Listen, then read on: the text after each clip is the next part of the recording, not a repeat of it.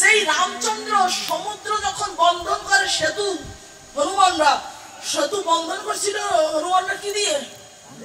পাথর দিয়ে। তা সেই পাথর কি করে সমুদ্র জলে ভেসে উঠেছিল? রাম নাম লিখেছিল না বাবা? যেই রামচন্দ্র স্বয়ং ওখানে উপস্থিত,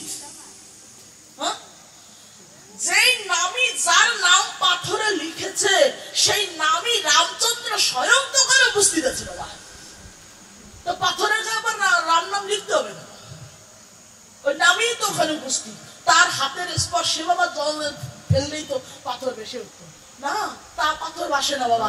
যেই তার নামটা লিখেছে, নামই সেতে নাম বড়, যেই তার নামটা ওই রাম নামটাই যখন লিখেছে অমনি পাথরটা ভেসে উঠেছে। ব্রজ গোপীগণ বলছে হরে কৃষ্ণ ইথারের মাধ্যমে ভগবানের সঙ্গে কথা হচ্ছে। জয় হৃদয় ভগবান বলছে ও ব্রজ গোপীগণ, তোমাদের কাছ থেকে তো আমি এখন চলে এসেছি, আমি তো তোমাদের প্রাণ ভোমরা, যখন প্রাণ ভোমরা প্রাণটা কেড়ে নিয়ে চলে এসেছি, তোমরা তো এখন মৃত্যুবরণ করবা। বলছে না না প্রভু, মৃত্যুবরণ করবো না, মৃতপ্রায় কিন্তু মরবো না। কেন? বলছে প্রাণটা কেড়ে নিয়ে আর অন্য কোথাও যায় নাই, তোমার কাছেই গচ্ছিত আছে, তোমার কাছেই গচ্ছিত আছে। প্রাণটা কেড়ে নিয়ে কোথায় গিয়েছো? সম্রাট কালের সাথে প্রাণ নেয়নি, তুমি প্রাণটা নিয়ে গেছো। আমাদের এই ভয় নাই যে প্রাণটা কোথায় আছে, প্রাণটা আছে তোমার কাছেই, এইটুকু আমরা জানি।